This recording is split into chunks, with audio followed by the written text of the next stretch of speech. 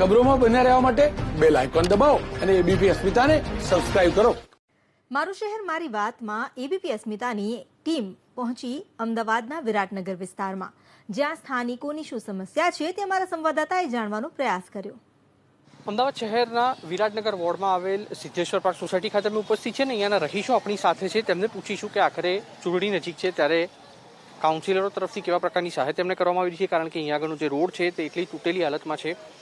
કેવા પ્રકારની પરિસ્થિતિ છે તમારા વોર્ડમાં? રોડ અમારા વોર્ડમાં વિરાટનગર વોર્ડમાં અમે છેલ્લા આજે 2006 થી રહીએ છીએ.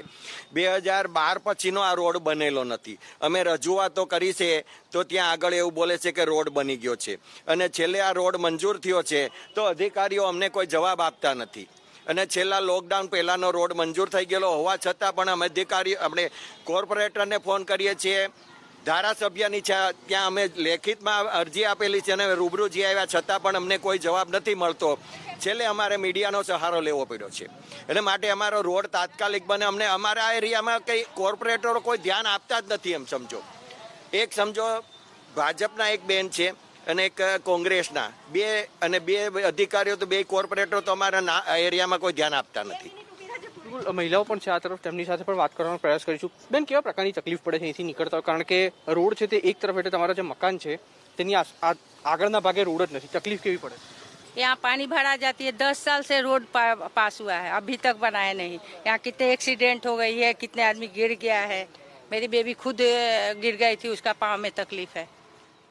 10 साल से ही बोलते हैं कि रोड बनेगी, कुछ नहीं, कोई काम नहीं होता है. आपके काउंसिलर आते हैं यहाँ पे? मेरा 14 साल 15 साल हो गया. कॉर्पोरेटर आते हैं आपकी जो समस्या है वो देखने? कोई नहीं जवाब देते. बोलते हैं हाँ करेंगे, कुछ नहीं करते. જ્યારે વોટ લેવાનું હોય ત્યારે બધા આવે, બાકી કોઈ દેખાતું નથી. અહીંયા બધા હા અમે વોટ લઈશું, અમારું તમે તમારું બધું જ કામ કરશું, બધા બોલે, પણ પછી કોઈ દેખાતું નથી. આજ અમને અહીંયા 15 વર્ષ થયા છે, પણ ત્યારનો આ રોડ બન્યો નથી. અન્ય પણ જે મહિલાઓ છે તે અહીંયા આપણી સાથે છે. કેવી સમસ્યા પડતી હોય છે અહીંથી પસાર થાવ ત્યારે?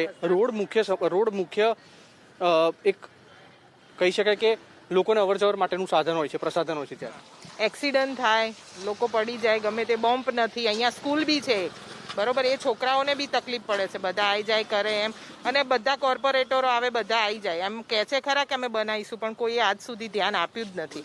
અમે કેટલી બધી અરજીઓ કરી, બધાની સાઇન કરીને બધું, પણ કશું જ આના માટે કોઈ એક્શન લેવામાં આવ્યું જ નથી. બેન, આપ શું કહેશો? તમારા કાઉન્સિલરો આવે છે ખરા અહીંયા મદદ માટે? ચૂંટણી નજીક છે, તમારી પાયાની સવલતો પૂરી આવે છે, આવીને જોઈને જાય છે. કારણ કે અમારા ઘર આગળ જો મારા સાસુ સસરા 80-90 વર્ષના છે, એ ચાલી શકતા નથી ત્યાંથી, અને ઘર આગળ બધા ખાડાવાળા હોય છે.